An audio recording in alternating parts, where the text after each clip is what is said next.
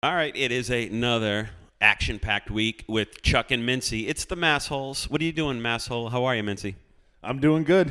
Hey, you know what? This is a badass show right here. This is one that I'm real excited about because, as you know, we hang with the in crowd. We're out and about. We are rolling like peomps, right? I mean, is that right? Yes. That's the whole premise of Massholes. Is that Yes. how are two guys like us, I was going to throw a derogatory term towards us, but how guys like us hanging with these ballers, you know, and today. You can't spell massholes without the word ass. Right, exactly. I know. And so today we have a baller on, Sonny Vaccaro. We're talking to the guy that basically built Nike. The Would Godfather. you say? You worked at Nike. What do you think about this guy? He's the godfather of the concept of marketing a shoe with a college, with a player, with a coach, Right. whatever you want to say. Yes, He's the godfather. Yeah, and you know, you don't walk down the street, right? I mean, basketball, sports, they don't exist. They walk hand in hand with Nike, right? I mean, and sneakers in general. Yeah. And if you think that they're unrelated, then A, you don't know your history, and B, you know, this guy is the guy, and I assume we're going to be talking to him about all of the controversy of the NCAA and everything going on because it's a huge mess, and Sonny's right at the heart of it. And what's great about Sonny, you know, pride of Pittsburgh, right? He's a blue collar, down to earth, tells it how it is. I wish he was from Lowell. I wish he was from Lowell. That's one strike against him, but I mean, what are you going to do? You know? But he's a tell it how it is type of guy. Yes. And I respect that and love that about him. He warned us about it. He goes, Yeah. Chuck, if I come on, you better. And Mintzy. Mintzy, you know, he says, you better, and he says, pass the ketchup, you know, because we were at the Legends brunch. He says, I better have the freedom to say what I want to say. I'm like, dude, you do what you want, you know. No, he did say that. And he's been chomping at the bit. You can tell he's a guy that wants to get his opinion out there. Yeah. And he's going to be real about it. He's not going to sugarcoat it, and I love that about Hey, him. Mintzy, I respect that. nobody wants to hear from us. Let's take a. This is the Masshole Show, and coming up, Sonny Vaccaro.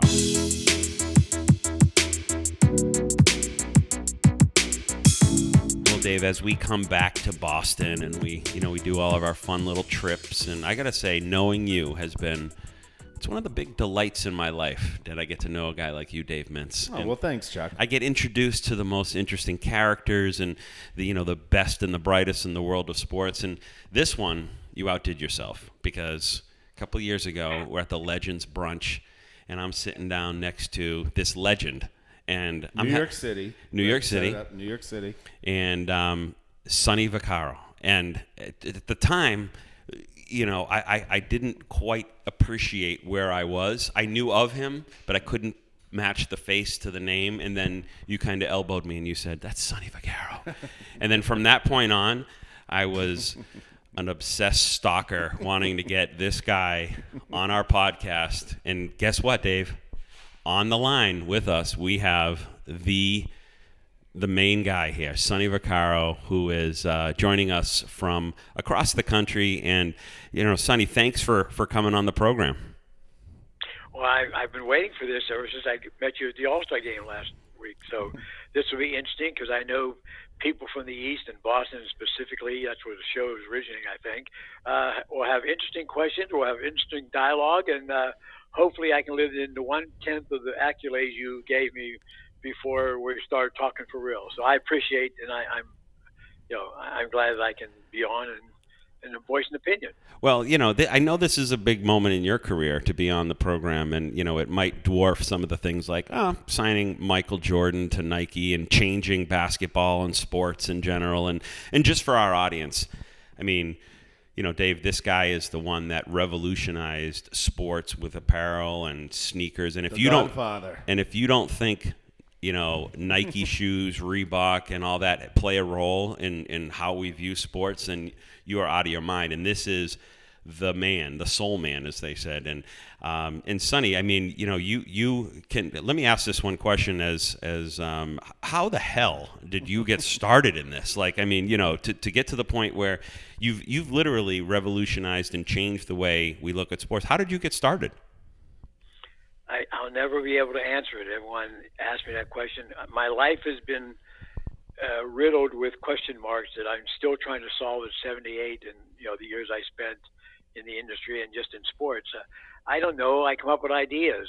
Nothing made sense. I was 24 years old, and I thought of having a national all-star game in Pittsburgh, Pennsylvania, in 1964, and Civic Arena, and it just opened up, and 10,000 people for a high school all-star game. And in those years, you didn't know who the players were because basketball was not relevant at all. The NBA was non-existent. The colleges had their, the NIT was bigger than the NCAA tournament. So I don't know. I know that question is, you're probably going to go through. I've been blessed with a lot of things, and I think my mind and the ideas formulated into what my life ended up. Well, it's not ended, but allowed me to do, and it's been varied and interesting, and I've enjoyed it. So you just gotta allow me that I have no answer because they just happened. When I first saw kids play, there was no internet, there was no cell phones. I used to literally drive. I was from Pittsburgh. I'd go, to gyms like St. Cecilia's in Detroit and Hosanna in Pittsburgh, the Dust Bowl in Louisville, and see kids. And there were tournaments in those days, a precursor to what AAU is today, in various cities, in Sharon, Pennsylvania, Youngstown, Ohio, Steubenville, Ohio, Allentown, Pennsylvania, and I used to go take kids play. While I was a college student at Youngstown, because I kept my scholarship that I had from football, I got hurt and I couldn't play, and they kept me on. And this is 1958. They actually kept my scholarship on. I mean, we're fighting for it now. And the basketball coach liked my enthusiasm. I was 18, 19 years old, and that's how my life began in basketball. And then all these other things come. Signing players to ABA. I was involved with George Gervin. The Nike, the college program, and then Jordan, and that's where the world sort of picks me up. But to answer that question honestly and humbly, only because it is humbling, because I have no answer for it. It's not something that I studied for. It happened. So here I am, and I'm talking to illustrious people in Massachusetts, and on a beautiful day in Boston, and I'm honored to be on the show.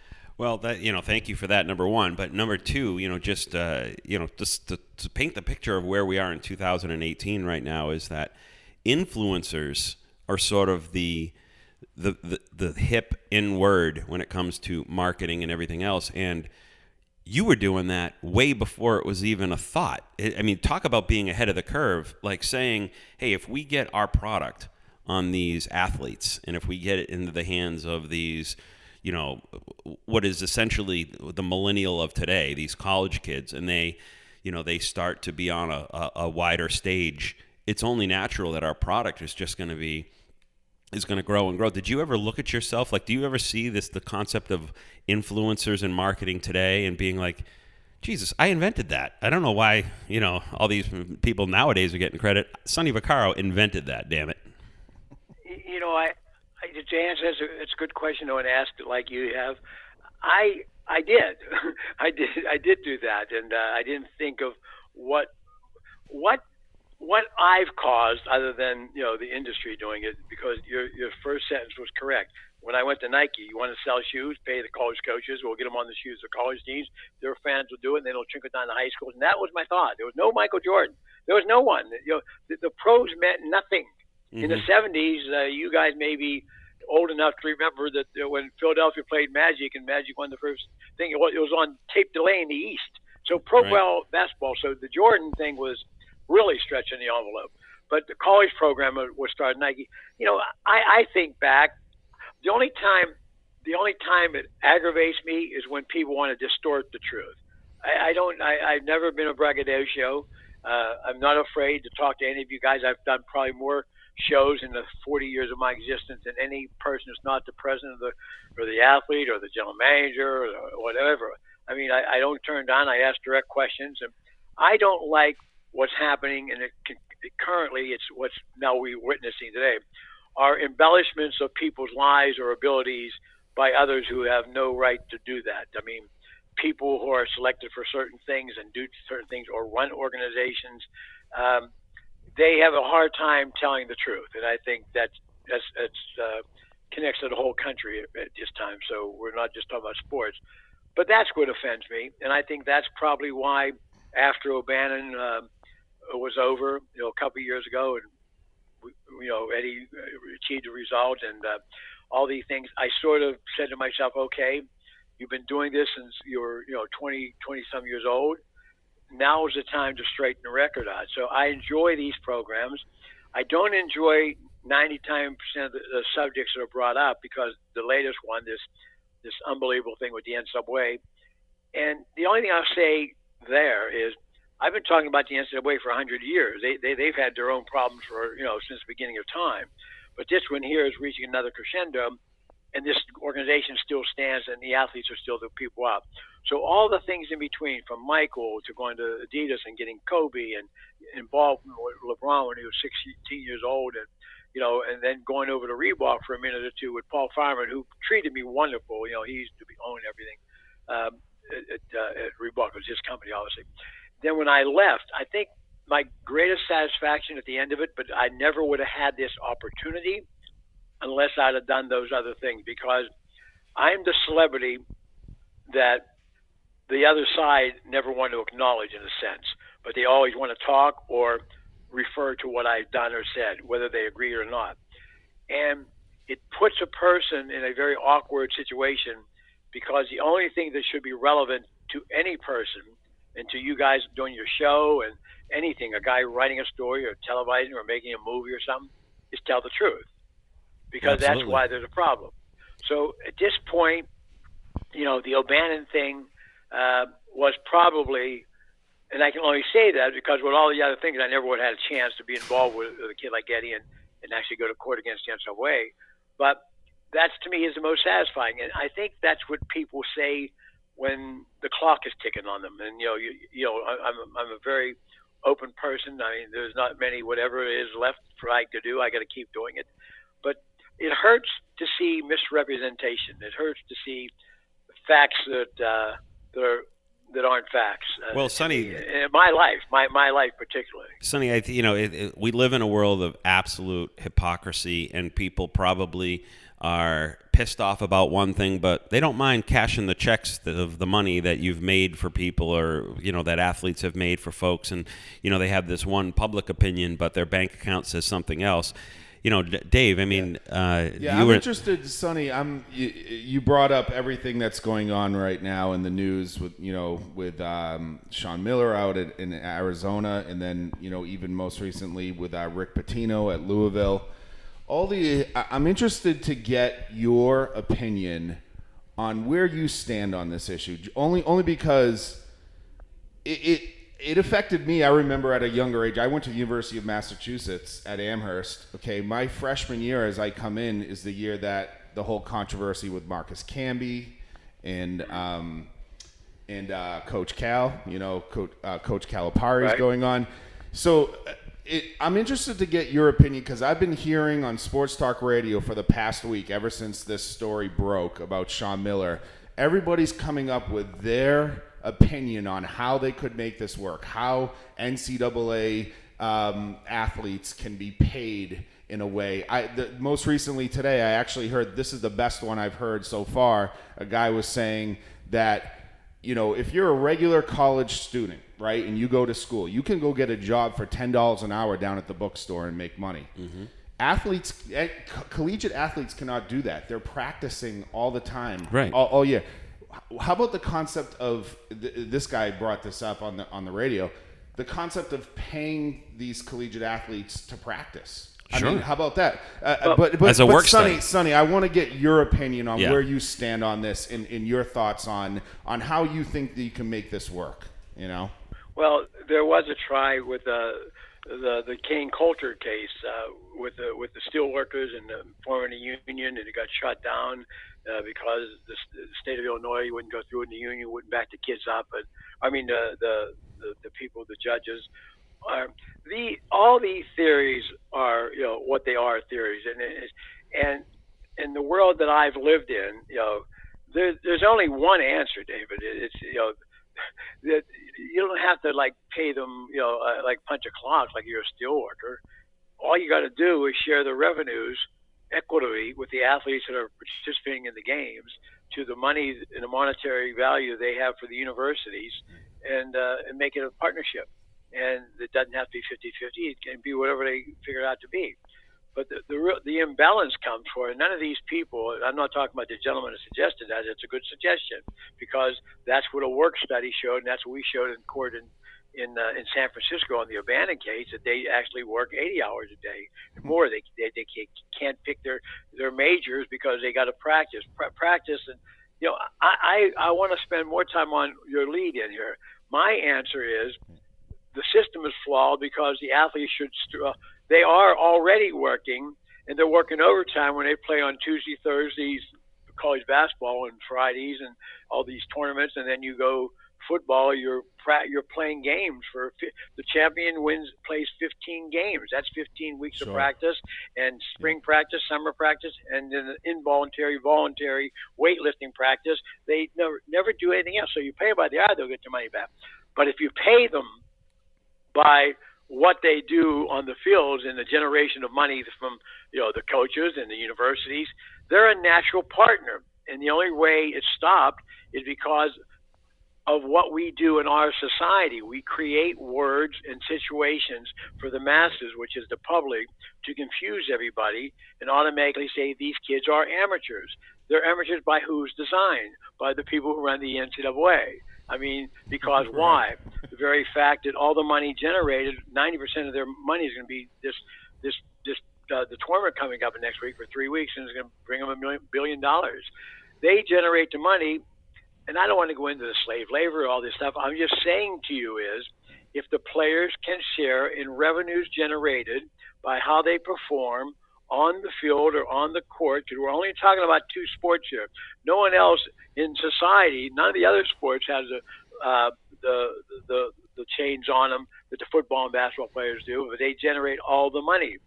No one else generates. I have a problem with I have a problem with the curling team I was on in college. I mean, because they robbed me of some. Well, that's a whole other podcast, Sonny. But and when you get to that, I want to do it because I want to be the guy behind. I don't want to be the guy racing with the thing. Okay, I got it.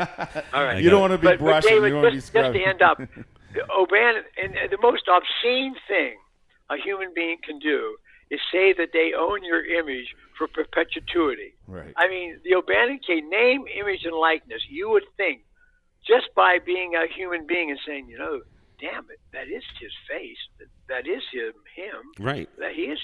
I mean, but they don't own that. It's sinful, you know that, don't you? Yeah, of course, but it's one thing if you're Michael Jordan, where your name becomes a brand and your image becomes a brand, but you've been paid billions for it. So I mean, you've been rewarded for the ability to sort of trade that off. But Michael's not in college. Right, of course.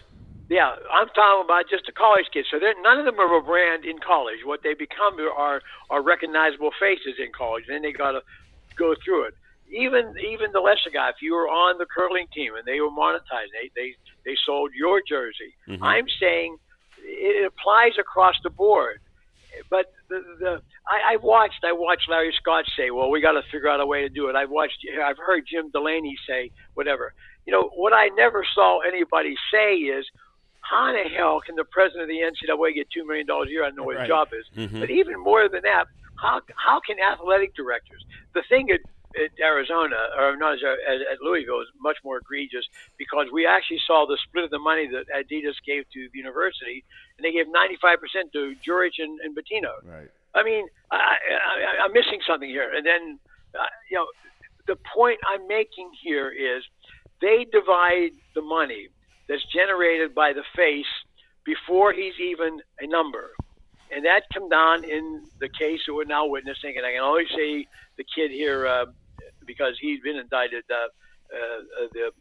at Louisville, the last man on a totem pole had the least amount of money, and the 8 people approaching him beforehand, or a multitude of people, all were betting money on his future earnings or winning the games in the future. There has to be a reciprocal thing here, and I'm not taking after President Trump, but there has to be that. And these athletes have to share. And Sonny, even going back to what you just brought up, how people look at collegiate athletes as athletes with amateur status. I mean, I worked at the NBA when David Stern changed over that rule where you had to at least be 19 years of age or have completed and 1 year out, right? Or 1 year, or you completed your freshman year at college. Yeah. Now, right. I mean, you talk about the hypocrisy of someone like Mark. Is it Emmerich, the NCAA Emmerich, president? Yeah, Emmerich, making all the money that he is. It's these people who are giving them this amateur status designation. You know, I mean, who's to say LeBron James, right, was the last class of high school. No, athletes. Dwight Howard and those kids. Yeah, 2003. 2005. LeBron was the last because it's the $100 million contract. We remember, yeah. But the 205 or 206 was the last class. So that's what I have. I remember. Yeah, I have a problem with that, with someone telling someone whether they should be an amateur or pro. You look at hockey players, right. Some of them go on to get drafted by pro teams when they're 15, 16 years old. Well, I mean, let's look at a college like M.I.T. You know, kids drop out all the time to go, you know, develop software companies, and they can make millions. And if they want, they can go back to school. How about tennis players? I remember growing up, Jennifer Capriati. How about curling? Let's get back to curling again, Dave. Hey, Sonny, I don't want to, you know, we're obviously very, you know, into this issue here. And when we met, you had sort of given me a little forewarning about, you know, hey, I might call people out, or I might say things that people don't want to hear.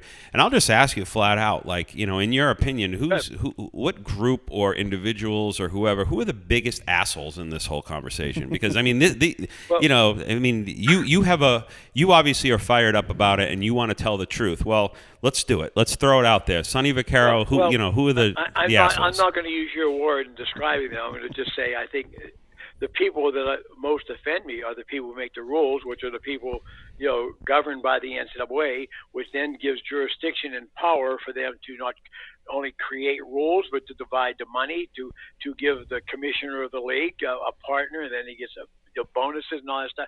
The NCAA is basically at fault with the whole thing here. You can't basically say that David Stern was wrong and, you know, wanting to put another year on.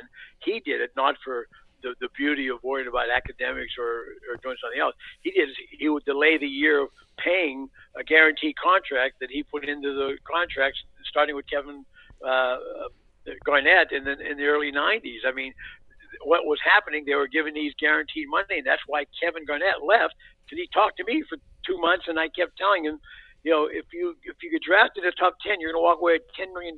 This was in the 90s, guaranteed money if you can't play. So going back to the NCAA, again, I'm not going to refer to them as you did, but I'm going to refer to them as a very biased and prejudiced organization, because they accept the money earned for them by the athletes on the field.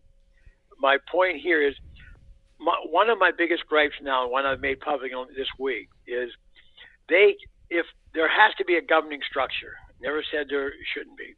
And the monies, however they're appropriated to the athletes, got to be part and parcel to the sports and when they appear, and they don't get it until either they leave school on their own accord or they graduate, go 4 years. But the money's put in escrow. I don't want any timetables here, but I want guaranteed money to be given to these kids, and they know they're going to have a nest egg one way or another. What I also want to say here is they are the punishing body. Where in the world, other than what the government's trying to do today in America, is an organization control the investigative form of the organization? They cannot be the enforcement office of the penalties imposed by the athletes that they're all recruiting and enticing to come to their universities, so these people can spit up the money that they earn. Great point. But they're now going to pass judgment. I mean, this is. Go ahead. No, the NCAA, if you're going to play into their worst qualities of being greedy and they just want to make money, you would think that having a system in place where the athletes would get paid, it plays into it, because then you have a better product. You have kids staying in school longer. They're happier. They want to happier. Stay there. Yeah. You got better, programs like Kentucky. They have freshmen and then they go to the NBA. And what really? I mean, they've been fortunate to be good, but don't you want 10 Kentuckys? And you have these players that, certainly. Families are happier, because a lot of, statistically still, even if you're in Division I college basketball, it doesn't mean you're playing in the NBA. Sure. And I think that it's a better product overall, right, Sonny? Well, it is, and statistically, in NFL and in NBA, any professional league, there's only 1% of the 1%. That statistic is correct when they use it on that asinine, commercials that the NCAA runs during the basketball tournament. But what they don't say that 1% that do make the league helps satisfy the 99% of the other athletes who play for curling and other sports, and that aren't money producing scholarships. I mean, they're on the backs of these athletes. You're going to see this month, at the NCAA. They're paying the salaries, which is obscene, of the people with the NCAA, but I believe people should get paid for the job they do. I just know what job they do. But also they pay for scholarships. What should be allowed and what should be done, they can't have the enforcement. Sure. I can't. When Mark Emmert stood up in front of one of the most heinous things that ever happened in college athletics was the rapes at Penn State. And then we evolved into it's almost sad to say, become connected with college sports. Some of the things that happen unrelated to giving a guy a check or giving him cash or something. But when he walked in and just was judge and jury over all these kids and all that stuff, and he said the games never played. Well, you know what? Just like the Louisville, they did play the games. These kids did win the games. And that's sanctimonious behavior of these people. It is. Yeah. It is. Well, they did the same thing with Nassar. You understand? They're going to go through courts, and by the time the Nassar penalties, whatever schools he was involved with, and I know Michigan State was one of them, it'll be cleaned up. Everybody's found God now. They're going to do things better. You know what? But I've lived too long to watching things do better. It takes a whole generation to maybe get the fruits of what someone did better. You know what I'm saying? Yeah. That's not going to help these girls who were, that's not going to help what happened at Baylor. That's not going to happen with the academic scandal at North Carolina. Make it better. The rules.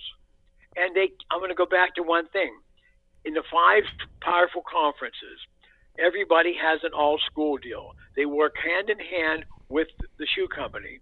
They are paid by the shoe company who wants your school to go to the tournament or to go to bowl games. That's what they do. That's why they give them $250 million to UCLA's getting from Under Armour next year, okay? Mm-hmm. They want them to go to bowl games and win championships. Or it doesn't serve the same purpose I said in 77.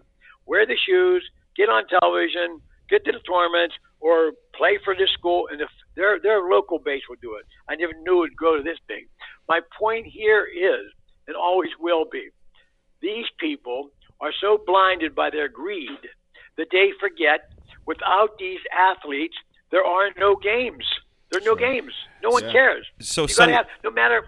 Good. I'm sorry. So, Sonny, we have this conversation when it comes to like government, that there's like a shadow government, and there's like the purse strings being pulled by, these military outfits, Halliburton, and all that stuff. And would you say that the sneaker companies, the apparel companies, basically are the ones pulling the strings in the NCAA, and they are the ones that are basically the the puppet masters, and they should take more of the heat, or I don't know. They are almost like a shadow government of the NCAA. They're controlling it. They're the lifeblood, the money with. I'm agreeing with your theory, but when you say the puppet strings, then you say of the human being and the wooden character, right? Mm-hmm. That's what you're saying. But the human being has strings, and they're partners. Okay, one of them's pulling the strings. Let's say the other kid's the puppet. Whatever that guy was, Woody Woodpecker or somebody. He's the schools, because they are partners. I understand, and I understand. The shoe company may be the guy pulling the strings, but he would have no one to pull unless the university's made a contract with them, gentlemen. Sure. That's my point. Right. It takes 2 of them. The shoe companies, they'd rather give the money to the players while they're in college. Kobe Bryant asked me when we signed. We had dinner the night we signed him in New York at El Vagabondo, at that time very popular Italian restaurant in New York City. And we took Kobe and his family in the group, a bunch of us. I think we took the whole room. And Kobe leans over to me, and he's 18 years old. We just signed him. He got $1 million a year, and his daddy got $150,000. And we hired him at Nike or Adidas, and I never backed down for that. And he he said to me, Mr. Vaccaro, if I would have gone to Duke, could you have given me a shoe contract? Now, that was never broached before because there was never a reason to. Because if you remember, Kevin didn't get a large shoe deal, and Kobe was. And then Kobe proved to be, it was the right guess on my part again. It was sort of like the Michael Jordan thing. He was the man to rejetted and restarted Adidas. And I said no. And he said, why? Because it would break the rules. He said, well, that's why I would never go to college. I want to play and make money, and I want to have my own shoe. That was, I may have switched a couple words there, but that's the point. The shoe companies would pay the athletes, just like EA Sports would pay the athletes to be on the cover of their thing. They don't give a damn. They don't. They just want the images, right? Right. That's what they want. So, Sonny, you classify us now as friends, right? We're friends. We're yes, okay. We are. So, by the umbilical cord through Mark Thomas. Yes. Well, we have broken bread twice now at the Breakfast. NBA Legends Brunch Right. at All-Star Weekend, so I think that makes us friends. I've passed you the catch-up one time, I think, and but I bring that up because I know you've got a busy day, and I want to, definitely maybe get in your schedule again to get you on to further the conversation, and Dave and I, we're no strangers to the sponsorship. I mean, we're both sponsored by Preparation H, and we've got to answer these questions and make sure that's our brand. We're making sure that people are comfortable out there. But we'd love to have you come back on, Sonny, because this, and by virtue of our deep friendship of those brunches and everything else, we hope that we have that permission. And thanks to your lovely wife Pam for setting this all up for us. And it was great. Way too short, but that's the nature of this stuff. Well, let us do this at your convenience, okay? Let's wait till the tournament's over. Let's let this thing play out, because I'm not going to talk about these cases until they make some decision in Indianapolis what they're going to do. What supposedly, I guess today, Sean's going to hear the verdict on whether he can coach or not, and what players can or can't play. I'm going to say to you, all these foolish people are thinking that they're going to, make people, they're going to cancel or whatever. Not cancel. They can't cancel. Take teams out of the tournament for using illegal players. Gentlemen, there's contracts with CBS, TBS, ESPN. $100 billion is riding on this dang thing, next month. I mean, there are peripheral money that's being spent that we're not even talking about with the NCAA. The tournament will go on. What I'll do, I'd love to go on your show after, and I'll make a prediction, okay? Just a little prediction. That they're going to form this committee. It's about the 9,000th committee they had, and they're going to meet after this tournament. That's already, so I'm not Nostradamus here. They're going to make this committee, and they're going to then go get together, and they're going to bring back reasons and rules that'll best suit what's happening. And none of them will have to deal with the problem.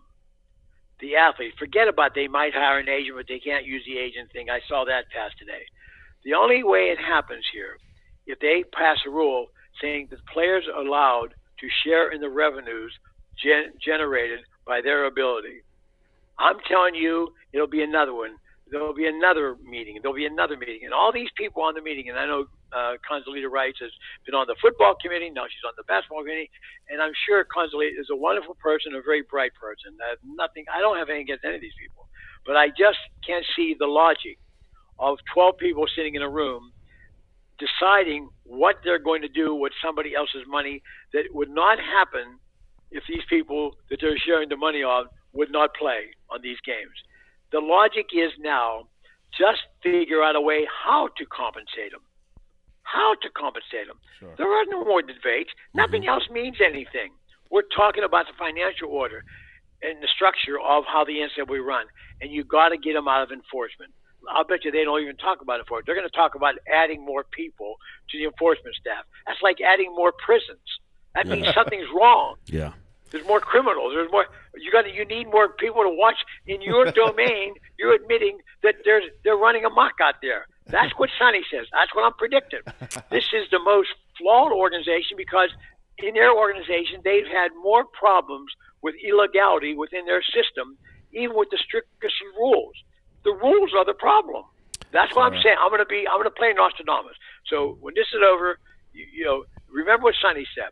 That's what they're going to I'm suggest. Looking forward to that. We will find out if we're you gonna are, call, in fact, Nostradamus. Yes, we will. And if you can do me a favor, who does win the whole tournament, just so we can make that predictions? because we don't have. I would give you one. The best the best 8 guys on one basketball team this year is Duke. I don't understand. I mean that. Those kids. I stay very close touch with the NBA. General managers, presidents. We talk about kids all the time. I follow it still closely, vicariously through my network and talking to some parents and all that sort of stuff. They are good. 3 of these kids. It's like Johnny's team with Cousins and those guys a few years ago. That was a great team of individuals, and they won the championship. And that's my whole point. Duke has the best group. That doesn't mean they're going to win because they struggle, and they lost a game the other day with Virginia Tech that I thought was over at halftime. But that's the beauty of college basketball. If I had to pick a team, I'd pick Duke if I was.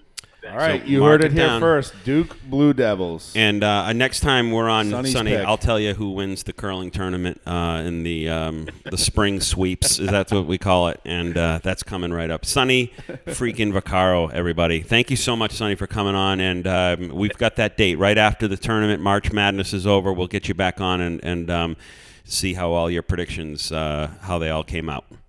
All right. God bless you guys. Now wait for this, and I hope it don't go too quick. I'm too old. Yeah, right. I know. It will come, though, so let's do it. Yeah, all right? absolutely. Thanks a lot, Sonny. Sonny V, everybody. Bye-bye. So, Massholes here. It is Chuck. And Mintzy. And I think that was a great conversation we had with Sonny V. And I think it's ready to be put up on iTunes, but I'm going to leave it up to you. What do you think? Let's send it.